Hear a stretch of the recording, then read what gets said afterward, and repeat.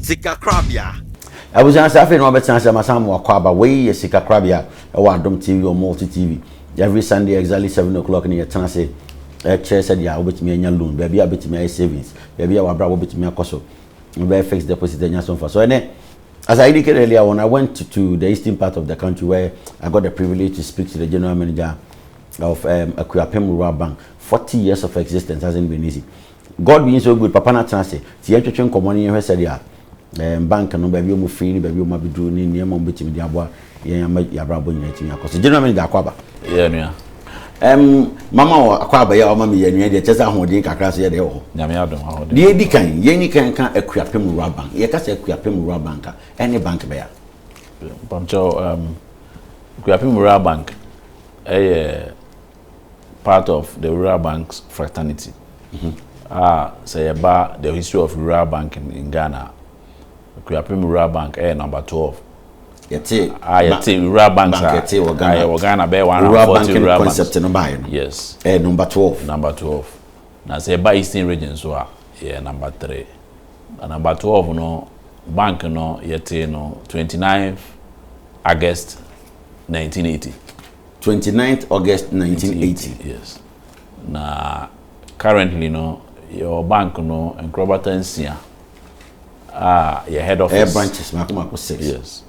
Your head office. Ewo Mamfe. Your branch ni biwo Kofodia. Nsawam, Ebri, Madina, ena Edukrum. Edukrum, Medina, Nsawam, Kofodia, ena Mamfe. Yes. Okay. And you know, yes, I have 2 mobilizing centers. I can wear money 8. Okay. Mobilizing centers, no, Bako Adoso. And about latte. Na come mobilizing center na difference or any branches ni mo say enye de bia na ye adwuma ho. Na ye wo na ye adwuma ho. Basically market days was our communities ni. And I mobilizing center na what to. Okay. And you know bank no dey say ye can banks are rural banks are edi tintimba Ghana ha Akuapem Rural Bank. How has it been 40 years of existence? And here now, but say, near COVID, no crank, 20 years, somewhere 2020. 40 years. 40 years, yeah. And I'm back 2021 is somebody. How has it been? You know, challenges be call. It got to a point when people realize, oh, they didn't rural no cry, no, and are they really fulfilling the promises that they give? How has it been? Okay. Actually, Akuapem Rural Bank, I live up to the rural banking concept. But I say, boy, rural folks, no, ama omo abrabo in terms of economic empowerment.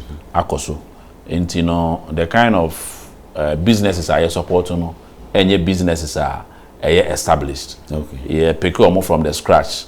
Na ya more advice said the bear advice for free advice for free because nipa no sebe wa share adwuma ase enti no oni sika or dey na adwuma enti say o command your business advice na ko charge na then you are making the person worse off but giving the advice no I don't as the person grows no business ni enyin no na bank no so no enyin aside that no so no we share product no any off the shelf you can off the shelf any pam sensen say ni obi aye bi no na ye no di nkuta ho na ye hwe say the opese say botaye esi wani so a na ye hu ne nhye ya ye beboa wo ama odwuma na tumpon na ya boa wo ama oniema akonkan. Now that we've gotten the background of Akuapem Rural Bank yemfa product bi a minim say mo program bi a mo yema where one be come invite my baby but baby menti am about any kind of loans am wo takra na ye kono yato eso yes ase no mo ba ko be am small smart loan ye ka smart loan no asem kakra no aham friend say mo friend express loan. Okay, express loan no ye loans are ye design ama aban adwumayefo yes aban adwumayefo mo je omo akatu ye fa controller. It is mean that obi engine salary free controller or the on account. Yes, I don't know for technology sake, you know, there was scheme loans. For other institutions omo nyi o market ya emfa controller I no ye ne employers no assign MOU MOU ni dey agreement okay memorandum of understanding yes memorandum of understanding I catch to kan MOU ni won yes yes sign ye nhyehyɛ ya omo be maye mbɔhye say the loan ni mawa bosumi bia na ombeti esika de abre bia me teacher ni ana nurse ni yes usually teacher for nurse for the omo government of Ghana payroll controller payroll no sada but it is security services soldier no soldier police fire service nomne prison service nom and our individual businesses private sector our well established our musu workers cafe through banks no there was our arrangement now yes private entity yes private entities be say private schools no okay you know yes and senior high school and junior high school both junior and then senior high schools ni there was anhyehyɛ na ye na employers no share yes hyehyɛ na bosumi bia na ma the staff loans na mo betete akatua na akwaje check na ye dey ababetua enti sa loans no cover both omo ni government of Ghana payrolls no more government of Ghana payrolls. First of all, I must ask you, women work within your catchment area and quantity major loan. And I said, maybe a more branch or Accra, more be Eastern region, more work for you in somewhere near Sama. Okay, Nami or Kumasi, Nami Pemolu, no moon some yemen than Nami Pebia. Very difficult. Oh, and yet difficult. So, okay, a website. Your contact to her. Now, doesn't mean so in website. So that's right. Aside website, you know, say ye din komo yi. Ye the contact lines ebe tudwa. The obi be interested. Now we are in a technological world. Abefo fidi and you know, it's not about say your catchment area. So free a contact now. Your officers who are whatever information be out here no. You bet me EMX. But see, say, what happens if I'm not around your catchment area? Me wa Boga, me wa Tamale, me wa Kumasi, me wa Takrady. Is it possible say me a controller near? Yes. That's the point I'm making. It's simple. Yeah, very, very simple. It just make a call. To the numbers we'll have a means. It will means a bit to make the documents. Be I also the same send no one feeling no send the okay. Now for ya share no do salary amount within 24 hours. Within 24 hours. Yes. Within 24 hours. Was a TV so now to know. TV. Yes sir, because one thing about business they say customer service is key. That's right. And yeah meka na yen to me because say me beka na yen to me now be experience here. Message I be out no. Ebe different na ebe affecting. So we make sure say providers say whatever documents be here what me have ye be paper within 24 hours you get how do I start it? Me person be loan bi me a controller and accountant general staff me cancer and as a personnel I make my loan. How do I do it? The first thing I be say be controller platforms near be affordability. Affordability ni pay na obeje na ebe besia na ebe ma. Yes. Until the show affordability now space obetimi dey age space ni dey no. Space ni chere say ofa aban hyehyɛ yemu obi akatua no ye chemu ohamu mienu 50%. Na the other 50% no and obetimi dey age loan. Until 50% no betimi dey age loan no and never be affordability no. But obi also ana we dey can age loans bi oba bi na ade. Until say bia say 50% no dey bia be 20% age loan and on for any nyina kra anye ya e betimi amane loan na e was a repayment both principal any interest in be cover up to the bro na okay principal na dey Sika Korabea say dey ka no ene ho interest no no sa na tie enti no ye hwe sa affordability ni wi a me niam aba na be ka say me pay loan. Yes, first ye be affordability because ye ma own mature application abra be Sika no yentimi farmer based on the space. So when I'm Sika mo de be man. Yes, based on the space, we have to advise you because that is the first thing that we have to do. Okay. And you can say yeah dia ho be chew dache because you still come back to us. And you advise so from that point na fe ya jo application letter. And not anything application. Oh, there be all simple, just one line and is amount I pay and number of within the Edwin Dadzie I need from you because we letter no or address or sign until you just are applying for a loan of so and so amount. Na bosome do apese odi tua no. Your maximum of up to 4 years. How many bet years can? Or bet years can until whichever duration open 1 year, open 2 years, or you customer now be decided.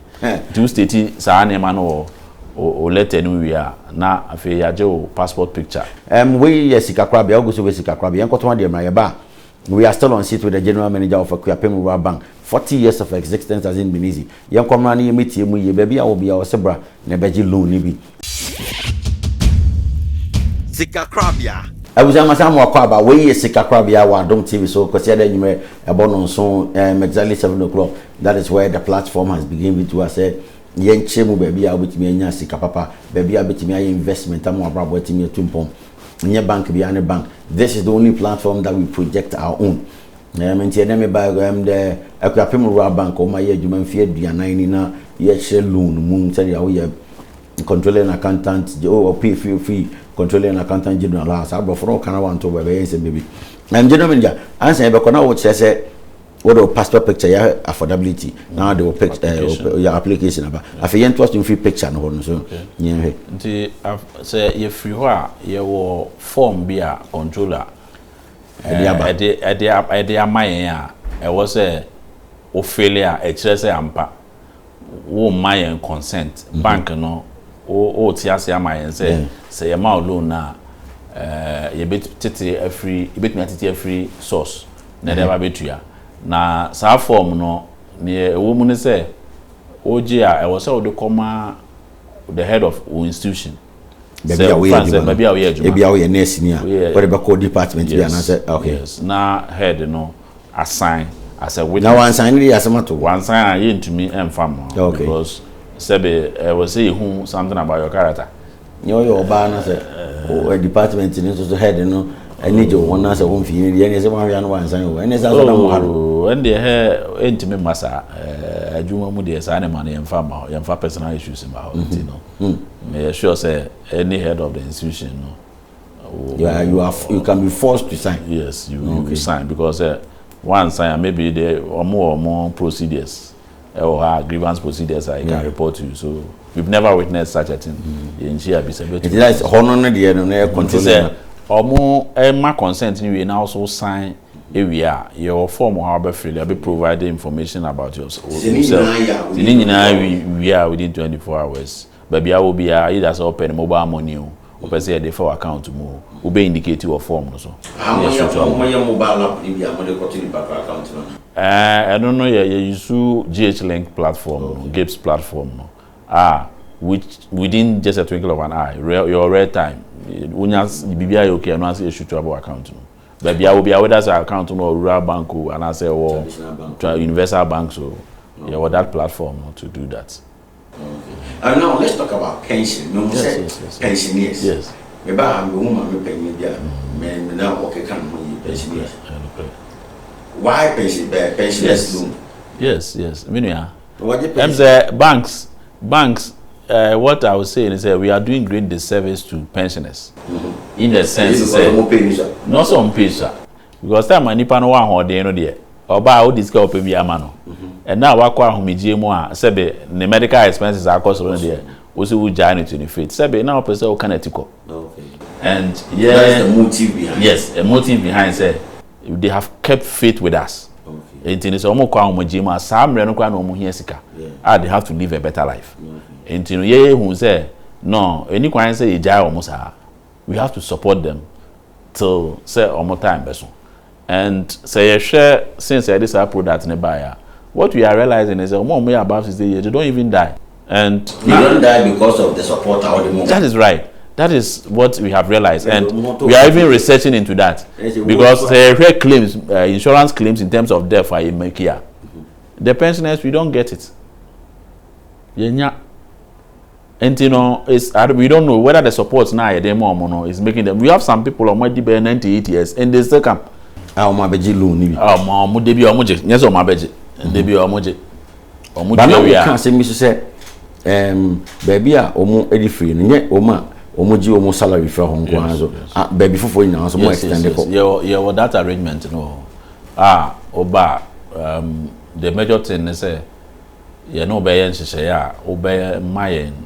authority say o bankers bosome bia say 100 cedis na e was say we dey tua loan na on better their brain na say even say pesa mood no kura na say account na woje o pension frame near current account I bet me my checks those data checks e dey at all the time no so a you know say ya clear and the pensioners dey yani ku omo pa na omo so omo kura mu di so yeni omo so agro said ye kano emre a omo mu no ye emre a omo hia supporter e was say as a bank no it can be possible say bia na nyame anya obi adom na wanya wango krada awaka say ne ba na ebehwe no okay nti say wanya bank be ti say amana amwa na what happens and I say who live in 25th na person kanatiko sa na what can obwa na manaka person kan abuja for testimony say for the or non dancing ti on yenhwe yakọ ye no pensioners no so no asem obi so de tu dane mfaso a wanya ewo Sika Korabea no a wanya afri Akuapem rural bank yenkoti de no so kan ye ba ye beto admire so for from me Aida Addison me ye pensioner na me teacher ni na me ko pension asem na me no di nkita ho bebre me say me ye district secretary for the whole Akuapem North na emri bank ya bua yen wo akwankuru bebre so ni titiru ne se loans nkete bia wode aba bua yen sika yekogi wo outside mpofirimu a wode bi to so kase ni nyina akofem enti ama district nyina yakom ne bia yekon wode ani jeje enti yesre won so wonkoso mayen incentives a wogusu mayen kakran na buayen a yakọ pensioner anka yekogie wosia wo beebi mpofirima wodi akase to so enti yeda Akuapem rural bank asepa na ne ye kan se nyame sira won abusia se di sisi ye no wo se adanse a ekoso Akuapem rural bank mo ye pensioner dia ba bibie ni ho twaso wodi usika no ko no ani se obekọ Akuapem rural bank so wa kra wo nsanwam mo wadu krom wo manfe baby a obi a wo de ko Akuapem rural bank baby o mo branch obi a wo mo se baby a wo no so kra betimi dia ba se o bank se no so betimi aboa wo no metimi aboa majimadi na to se ento anko so obi ye bi no person oba bia obeye pensioner na what say no say how does the person really start it say or person obenya bi ha me ye pensioner me papa ye pensioner me ma me ye pensioner bia menya kwa anka baby o je ne salary no person me yi free oba mo na mboa mo how do I do it and they are very simple cra am say ne ohia ne say obeje clearance letter from o bankers no na o dia cost net say senator o dia ko o me change na ma within 1 month o bet me assessor but here dey no dey ye hia say obesisa o bank ye hia ne say o ba ko je o bank statement for the past 1 year na ya hwe ye be hwe trend bosomi bia o sika na eba na mpo say o loan kra o bankers no wa ye hwe o statement ne so na say o space no ho a sika bia o pe bia betimi di amount na bosomi so a na o bankers no a transfer sika na obutu ya bosomi bia na o de someone is watching me wo he me see encho be ko pension in 7 year kin any day ne mame ne papa ne wofa bi yes how do we do it na wako form a pensioners form na so ofele ma omutua wo allowances no ye wo ba bi wo ho a o indicate banker o chere banker pese oje o pensioners ni free o buy ha na o buy e bi account no ma wa o de share na de come ma straight away bo so me so ya mba ya ma na ba this is the net pension so the check and this is the first na obi ko pension take so many months say the way you do the same month na ba o ko pension na so any problem answer ko e be ko ma me no ni nkomo we at this time of pandemic, at this time of COVID-19, bank no nsema wo kan se ebo besia. Are you still giving out the loans? Yeah. So I'm really crying here, at this time of pandemic. Yes. Okay. Because you spend a lot of time e and what na fees which are expenses cost who did deeper. Because you know next week I want us to talk about woman wojum any woman ebeji loan any micro ebeji sankuman. Yeah. But I want to know, say, if you are still supporting us during this pandemic. We are doing as much as controlling accountant general for the more that because there is free pensioners near more there is free. And COVID no ebi mo so enya home faso. Some businesses be over. enko ye bisu enya ho fa so pa dana da nyina sa enti no sa na wi asenete enti covid no on the positive side and on the negative side enti as much as ye boa to make sure say negative side no you in as your pandemic people are still making profit. That is it. And that is the time cry profit no cry bi mo dey ekosora Akuapem cry be around so this time no make profit. Oh, so much. The impact no is both positive and negative, but positive side no more obi ba ha ne opebi a onya yemfa nye covid no nti na beka say covid times there ye share o situation no na ya hwe ne ye ma wa affect o more ne ya ma say the be ha me ba say me peka loan na menya bi why not abuja wasuma almost say the city wo Akuapem Rural Bank 40 years of existence hasn't been easy, but they make sure that they flow with their promises. I almost say at this time of pandemic, this is the time that they are giving out loan. Baby, I will be just make a move, sister. One pay baby and for and far. When you Sika Korabea, the only place to go is Akuapem Rural Bank. Just pass by, speak to them. Oh my, I so call a year penina. You should tell the bear, or your pen or pension na the honcher na money and soon to be my fee. Sika Korabea. Once again, Masamu Akwaba, we is Sika Korabea live on Adom TV, on Multi TV, exactly 7 o'clock. Say ya na me de bro. Debi am catch us we project our own. Yeah, a bank home komo. Oko Nigeria, interest rate no from the banks are running back to Ghana. And say had on benyan for so by ye pay de. Until sa anti ton ye de na yet me nya so fa so na let me abo ni pa ma. Eni pa bra bo ma de atimi asesan said so as I indicated earlier on, I still have the general manager of Akuapem Rural Bank, Kingsley Che. General manager so the last time that we met, we spoke about controlling accountant general for no our nurses, teachers, police, soldiers, animal. Now, pensioners and so when we got somebody to testify, say empower a pensioner or no so but then minimum wage. More be a friend of microfinance. You can say microfinance. I idea because back in the days, you know, many man didn't come was a microfinance. That's the question. Ko fubu mbeji wo musika bi no.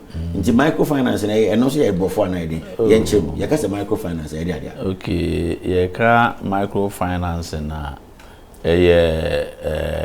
ya ye wo edema sebe ye maame no ma omo etonto ne ma hotel su bodwa businesses no.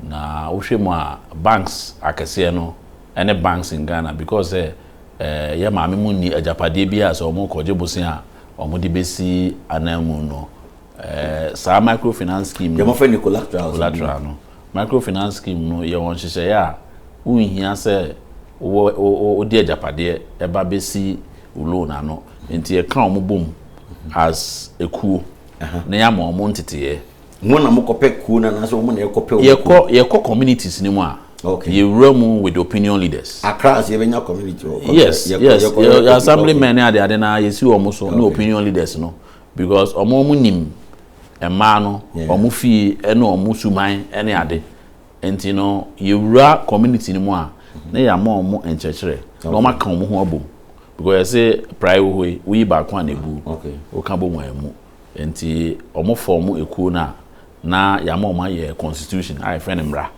amomukuo no tikuo nipa be say tikuo no minimum of 10 ebi kura ye be 30 makoma ko 30 yes individuals currently no your groups be 300 nipa na ye kan mu nyina bo mo number 7000 yes ye ko enye baby ewe nko ye kwa kosi central region bodua se ye kwa ko traso menya aseswa suhum ye ko boabo amana no ne amomo ntete baby amoni branch nyina mo yes ye ko okay your officers are mo ko every week bia se mo musika na mo ko na mo ko jeje omo sika no enti no san se ye hu se ye maame no enni ajapade omo besi omo loans no omo kaso mbaje omo besi ano enti na yaye sa microfinance ni e ka bibi micro e say ade ketwa okay enti ye ka omo bomu a na omo form group na afi ya mo omo ntete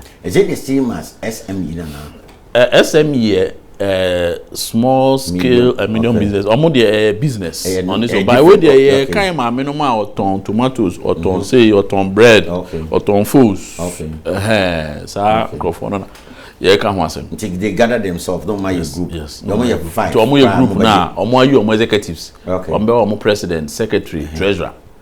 Enti ye mo ntete bank ho ntete. Enti scan all the chewo. Ntete ya obetimi aboa wo sika no achen da. Omo omo scan na. Yes, enye sika omo yesusu.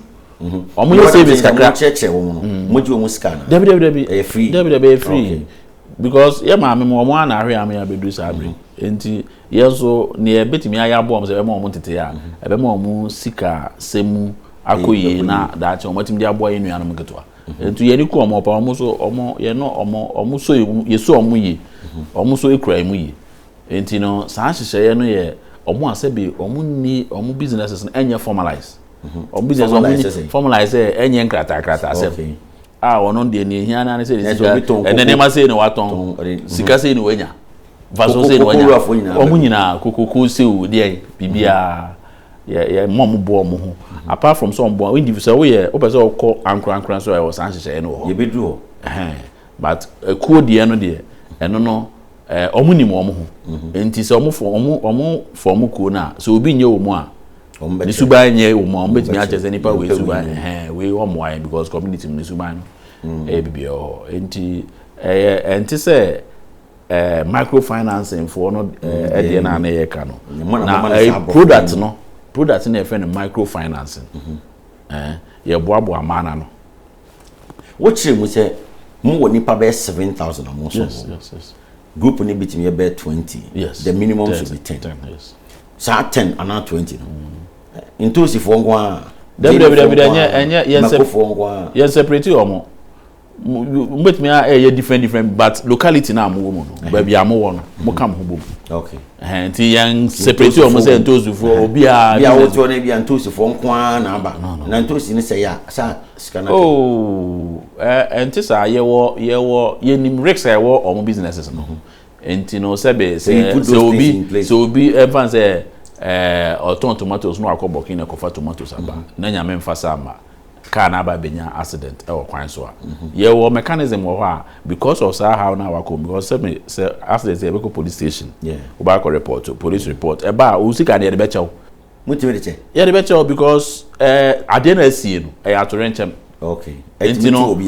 tu obi a enti etimi sha o kete sese ye wo mechanism e na wo she dan so nka se me koto me car ko na e ma even say o shop kra no say jashina ye ba police report ba ko ye fire report ye behwe so obi kura so free mo group no so kura so a eno say o sa hye no ye de boa ye ma me no okay enti say obi o mo basa na ya na ska no edo mo de mo ya mu de o pe e na ye de ma o enti ya na de swakra ye be say de swakra ye no say ye show mo say on say alone ma de o say o hwe nipa no su ye free be credit worthiness o hwe nipa no history answer na why only history the first time no ye be access omo oni omo pe no mbeka by your idea ni ko hwe businesses na omo ye no say the this kind of man so you make a follow up yes ye ko hwe omo shots okay any on business omo ye okay na what still only so with emotion say mo be say eno no na me ka say e depend na ho ye hwe ni say obi ton koko ope the minimum amode man the minimum me fan say the minimum 1,000 cedis obi na 500 cedis kwa ho ko obi ate an kwa ba be yes ade mo so mo se de mo nton mo nti how are people going to know say entina ye fa sa akwanya yeso di aton ye ho sa akwanya wo ya ma wo mo anya bi ni so ye wo community information centers ye wo adverts ye bo in those communities to announce our presence ejesi ye fan say many menkofo aka bom ye bedu yemra mo branch bi amba boye eno no you need not to come to any kwansa mobile branch no ne be mobile your officers wo ha ya ma mo ntete ya on be officer na mama on be that's what I'm saying ye ko communities mu first your officers are mo yes adwuma no mo ko ye community investigations na omo ne mani bi akasa no hu de wo ha omo no omo kasa na omo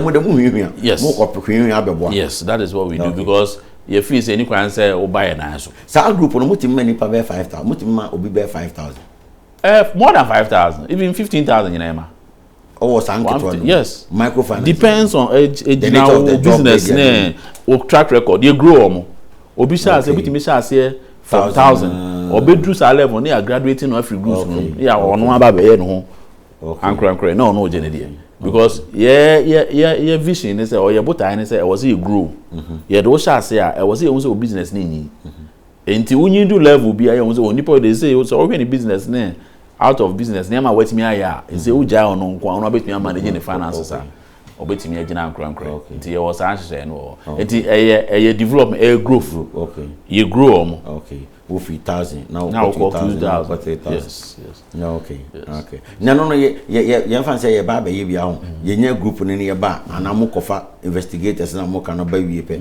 asi wa oh no we don't fan tete mu for how many days I'm say be 6 weeks training I do from okay you know 6 weeks like 1.5 months yes yeah do mo for training tete ye kire o mo ne ma so o mo ye nti ye yes ana mani na na ye hwe o mo character o mo ba meetings okay ni pa mo ma meetings ni ye be free okay na ye so they pay their money now like how do they almost to your officers no your officers no ye no mind say that say bia ye ba nti sa da ne do o mo share as a group meeting the officers ne ba no through the executives yes over because ni nyina dey hwe musuban okay na executives ye be ko no mark judges ka no mo nyina wo no ya mark book no bia sika wo dey aba ene ade ne asane ade ne dey aba oh when dey any problem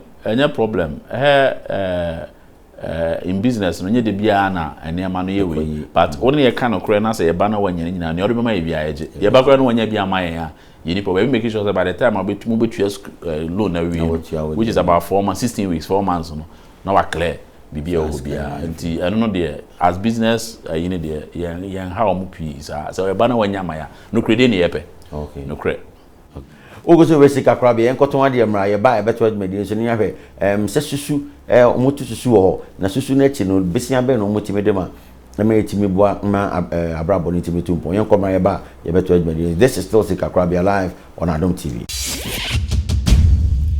Sika Korabea Abusama samu akwaba we Sika Korabea nsem safe no waba ye go so ehwe said ya obetimi enye sika ba wabrabo mama wodjuma etimi akoso. But if you want to work with the bank, the best bank to work with is our own. And and I made a visit to the eastern part of the country where I got the privilege to speak to the general manager of Akuapem Bank.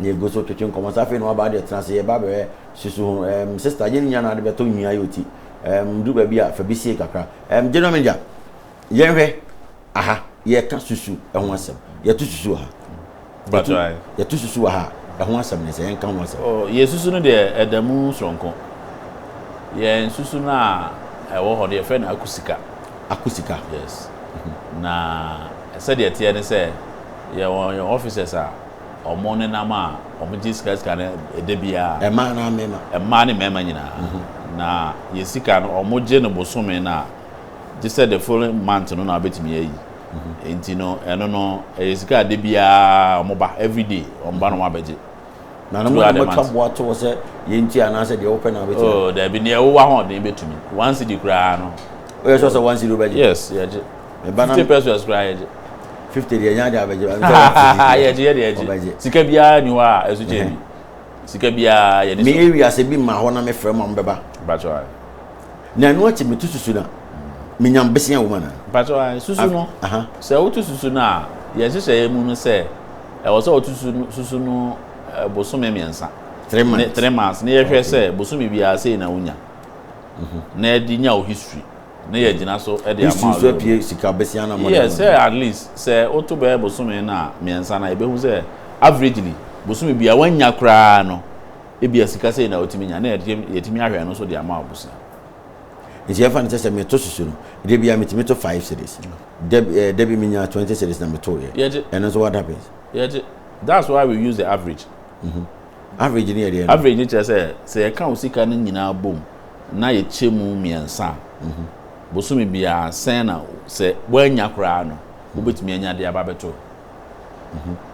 sanity na mo de hwe saade no ena de hwe nti se sika no me ba e bia me sika be 10,000 ba mutimi man be sen eno no de egina se de ye ka no the strength of susu na auto no the ozika no 10,000 mutimi bo ho ma me be 2 times and 3 times oh eno no de na me ka no it depends say open for 1 year 1 year no be chere sika do abetimi age so open for 18 months 2 years it depend nti eno no de wo ni open e dey ma based on susu na utwa and is open usika no ko animu dia na o so to susu no mo o to ma usika no ko animu say em fa na say o to every month 500 cities 500 which is 5 million the whole year no is about 60 million na for 200 cities ka na 500 is more no dey bosome bia 200 em fa say afin nyina no susu about 2400 no say ma usika be van say be